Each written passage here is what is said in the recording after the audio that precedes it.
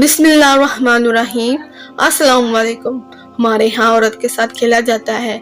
कभी वो बाप बाप की खतरौनी हो जाती है तो कभी गैरत करना पर कत्ल, कभी बेजोड़ शादियाँ, जोड़ मिलने पर भी 7 साल बंधन से ब्याह देना, और कभी कमसुन बच्चों से शादी कर कर औरत के जज्बात को महजूर करना।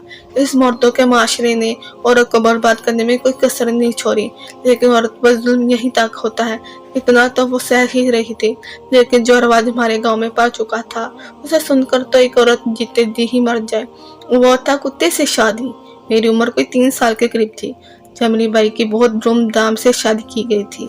पूरे ही गांव में इस शादी में शरीक हुआ था, और मेरी भाभी बहुत ही शान से रुखसत होकर हमारे घर आई थी। क्यों ना आती, आखिर वो गांव के वडेरे के घर की इज्जत बनी थी और खुद भी दूसरे गांव के वडेरे की बेटी थी।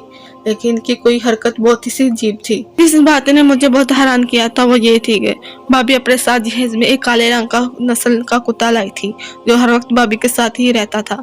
ऐसा लगता था जैसे वो कुत्ता ही भाभी के लिए सब कुछ हो। भाई की शादी से पहले मैं बहुत ज्यादा खुश थी। अब मेरे घर में भाभी आएगी, घर की रौनक में इजाफा हो जाएगा। कुछ ही अर्स में हमारे घर में नन्हे बच्चे की हिकारी गूंजने लगेगी। एक भाभी के आने के बाद तो हमारे घर में कुत्ते के भौंकने की आवाज गूंजने लगी थी। भाभी ना ही हम लोगों के साथ बैठकर खाना खाती थी और ना ही दूसरे औरतों की तरह उन्हें घर के काम काज में कोई दिलचस्पी थी। गांव की औरतें भी अम्मा से मिलने के लिए आती तो अम्मा कभी भाभी को कमरे से बाहर ना बुलाती। शुरू में मुझे ऐसा महसूस हुआ जैसे अम्मा को शायद भाभी पसंद नहीं, और इसीलिए वो उन्हें लोगों से दूर रखा रहती। गांव की औरतों के सामने बुलाना भी पसंद नहीं करती। यहाँ तक कि भाई भी भाभी से हमेशा दूर ही रहा। लेकिन आस्ता आस्ता मुझे महसूस हुआ कि बात तो कुछ और ही है। मेरा नाम सकीना था। मैं गांव की वडेर की बेटी थी, लेकिन मेरी सहेलियां गांव की आम सी लड़की थी। मैं अक्सर ही मैं अब्बा से छुप कर इनके साथ खेलने के लिए गांव की गलियों में निकल जाया करती थी। जब से भाई की शादी हुई थी, गांव की औरतें मुझसे अजीब अजीब तरह के सवाल करने लगी। कोई भाभी के कुत्ते के बारे में पूछता, कोई भाभी के रिश्ते के बारे में। मेरी उम्र इस वक्त सिर्फ साल की थी।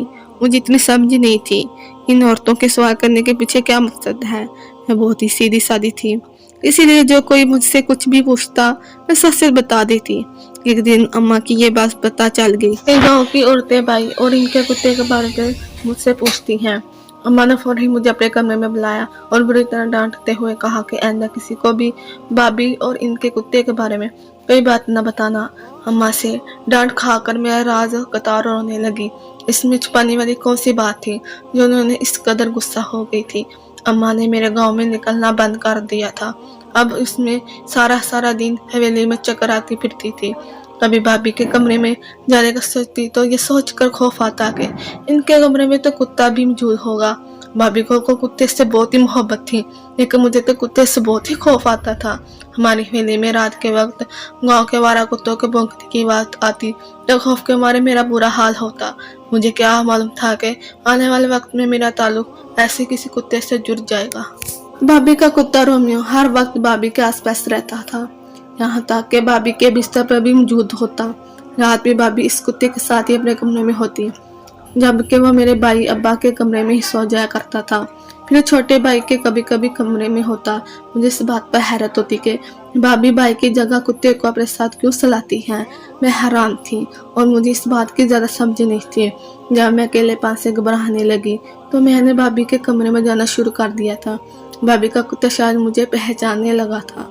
मुझे देखकर भी वो अपनी जगह से ना उठा, और इसीलिए रोमियो के लिए मेरे दिल में खौफ कुछ काम हो गया था, क्योंकि कुछ दिनों में मुझे अंदाजा हो गया था भाभी दिल की बहुत ही अच्छी है। वो मुझसे बहुत मोहब्बत करती थी और मेरा बहुत ख्याल रखती थी। लेकिन रोमियो में तो उनकी जान बसती थी। अलबत्ता मैंने कभी भाभी को भाई से बात करते ना देखा था। भाई हमेशा रोमियो को अपनी गोद में बैठा कर रखती थी। इनकी हरकतें बहुत ही अजीब सी थी और रोमियो से इस तरह बातें करती जैसे वो कोई इंसान हो। भाभी जिस तरह रोमियो को अपने हाथों से नहलाती धुलाती और खिलाती पिलाती थी, मैं देखकर यकीन ही नहीं कर पाती रोमियो एक इंसान ही बल्कि जानवर है। एक रात मैं भाभी के कमरे में किस काम से गई तो ये देखकर मेरी जान निकल गई। रोमियो बड़े मजे से भाभी के बिस्तर पर लेटा, उनका पेट चाट रहा था। भाभी भी बड़े मजे से आंखें बंद किए लेटी थी, जबकि वो जाग रही थी। लेकिन उन्हें रोमियो की हरकत से कोई नाराजगी नहीं थी, जबकि मुझे कुत्ते को आंख के साथ ही ऐसा देखकर बहुत ही नागवार महसूस हुआ था। कितनी मोहब्बत क्यों ना सही, लेकिन तो एक जानवर ही है। ना रोमियो के मुंह से निकलने वाला जाग भाभी के पेट पर लग रहा था, लेकिन उन्हें कोई फर्क नहीं पड़ रहा था। मैं बिना कुछ कहे ही भाभी के कमरे से बाहर निकली तो मैंने लॉन की खिड़की से अपने भाई को खामोशी से बाग में टहलते हुए देखा। इतनी रात को गांव की ठंडक भरी रात में भाई बाग में क्या कर रहा था। मैं चादर होकर भाई के पास चली गई। मुझे देखकर भाई हैरत से पूछने लगा, सकीना तुम अब तक क्यों जाग रही हो और बाहर क्यों निकली आई हो? मैं तो आपको देख कर आई थी, आप इतनी रात को कमरे से बाहर क्यों हैं? मेरी बात सुनकर भाई उदासी से मुस्कुरा दिए और कहने लगे, तुम्हारे भाई से ज्यादा खुश नसीब तो रोमियो है, इसलिए तुम्हारे भाई कमरे से बाहर है। भाई की बात सुनकर मेरे साथ से गुजर गई, लेकिन मैं इनसे पूछ न सकी वो खुद एक कुत्ते से क्यों मिला रहे हैं। मैं ये बात मेरे लिए कमूले बन गई थी। भाई भाभी के पास क्यों नहीं जाते, वो अपने कमरे में क्यों नहीं सोते थे, क्योंकि रोमियो की सेहत भाभी के नजदीक भाई से भी ज्यादा थी। अपने भाई से इन सवालों के जवाब नहीं पूछ सकती थी, इसीलिए खामोशी से अपने कमरे में आ गई थी। लेकिन सारा वक्त ये सवाल मेरे जहन में घूमते रहे थे। अगली सुबह मैंने देखा कि भाई लॉन में पड़ी चटाई पर ही सो रहे हैं। भाभी के कमरे में गई तो वह कुत्ते एक रजाई में बड़े आराम से सो रहे थे।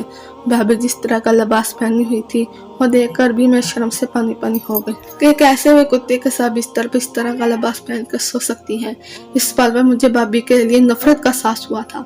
मेरा नरम मिजाज और खुशखलाक भाई इनकी वजह से सारी रात ठंड में पड़ा था और वो कुत्ते को लेकर नरम गरम बिस्तर पर मजे से सो रही थी, जैसे इनका शोहर भाई नहीं बल्कि इनका कुत्ता हो। वो हमारे घर में एक सुहाना जिंदगी गुजार रही थी। इन पर ना ही कोई रोक टोक थी और न ही मेरी माँ ने इनके साथ सख्ती से पेश आती थी। शायद इसी बात का उन्होंने पूरी तरह फायदा उठाया था। कई दफा मैंने अम्मा से कहा भी कि आप भाई से बात क्यों नहीं करती, क्योंकि इस तरह कभी यहाँ कभी वहाँ पड़ा रहता है। अम्मा कहने लगी, तुम अभी ये बात नहीं समझोगी। हर खानदान हर इलाके के कुछ रस्म रिवाज होते हैं जिन्हें निभाने पड़ते हैं और हम ऐसे ही रिवाजों की जंजीर में बंधे हुए हैं। जब तुम्हारी शादी होगी तो तुम्हें भी पता चल जाएगा ये सब क्या है। अम्मा की बात सुनकर मैं परेशान हो गई थी। क्या ये शादी के बाद मुझे भी किसी कुत्ते को अपने कमरे में रखना होगा? यह सोचकर ही मेरी जान निकल गई, लेकिन ये फिलहाल मेरी शादी का कोई जिक्र नहीं था, इसलिए कुछ ही देर बाद मैं खुद ही सब भूल गई। पिछले कुछ दिनों से अब्बा की तबीयत ठीक नहीं हो रही थी और अचानक ही अब्बा की हालत ऐसी हो गई थी जैसे बस वो कुछ ही दिनों के मेहमान हो। अब्बा को देखकर तो मेरे आंसू नहीं रुक रहे थे। मैं अपने अब्बा की लाडली बैठी थी, उन्हें तकलीफ में नहीं दे सकती थी। मैं अब्बा के पैरों के पास ही बैठी हुई थी जबकि अब्बा ने भाई को बुलाने का कहा और अब्बा को शायद इस वक्त भी गाँव की वालों की फिक्र सता रही थी। अब्बा अक्सर ही गाँव में पानी की किल्लत को लेकर परेशान रहते थे। मैं भाई को बुलाकर ले आई। अब्बा ने मुझे इशारों से बाहर जाने का कहा तो मैं बाहर निकल गई। दरवाजे के पास ही खड़ी हो गई। थोड़ी देर बाद अपना और भाई की ऐसी आवाजें आ रही थी जैसे इनमें गर्मा गर्मी चल रही हो। मेरे दिल धड़कने लगा। अब्बा की तबीयत इस कदर खराब थी और भाई ये इनसे किस लहजे में बात कर रहा था। मेरा भाई मुस्तकिल तेजी आवाज में अब्बा से लड़ रहा है, जबकि आज तक मैंने भाई को अब्बा के सामने ऊंची आवाज में बात करते नहीं देखा था। भाई तो भाभी के अजीब गरीब रवैये पर भी कुछ नहीं कहता था। भाई की टकराव में मुझे अपने नाम की गूंज भी सुनाई दी थी और मैं चौंक गई थी। ऐसी कौन सी बात थी जिसमें मेरा जिक्र भी हो रहा था। अब्बा की आवाज मुझे साफ सुनाई नहीं दे रही थी, लेकिन अपना नाम सुनने के बाद मेरे अंदर एक बेचैनी सी पैदा हो गई थी। थोड़ी देर बाद ही भाई कमरे से बाहर निकला तो उसका चेहरा गुस्से से सुर्ख हो रहा था और मेरी तरफ देख के बेचारे मेरे से बाहर निकलता चला गया। मैं कमरे में दाखिल हुई तो अब्बा आंखों से आंसू बह रहे थे। मैं उनके पास बैठ गई। वो मेरे सर पर हाथ रख कर कहने लगे, बेटा कुछ फैसले इंसान को बहुत मजबूरी में करने पड़ते हैं। मैंने भी मजबूरी में ऐसा ही फैसला किया है जिसे तुम्हें अब हर हाल में निभाना होगा, चाहे तुम्हारा भाई राजी हो या ना हो। अब्बा को रोते हुए देखकर मेरा दिल मोह हो गया और मैंने बिना कोई बात जाने ही अब्बा को हाथ पकड़ कर वादा कर लिया कि मैं अब्बा का हर हुक्म और फैसले की पासदारी करूंगी। मेरी बात सुनकर अब्बा खुश हो गए और कहने लगे कि सदा खुश रहो, यूं ही मेरा सर फकर से बुलंद रखना। अपने जिस बेटे पर मुझे बड़ा नाज था, मेरे आखिरी वक्त में वही मेरा ना रहा। उसे ना मेरे फैसलों का एहतराम रहा, ना ही खानदान की रवायत का। उसे पढ़ा लिखा को तो मैंने जैसे बहुत बड़ी गलती ही कर दी है।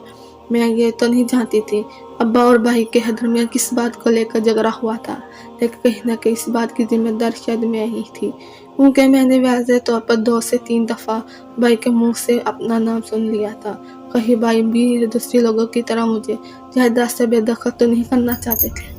प्यारे दोस्तों, इस कहानी का अगला पार्ट कल इसी वक्त इसी टाइम अपलोड कर दिया जाएगा।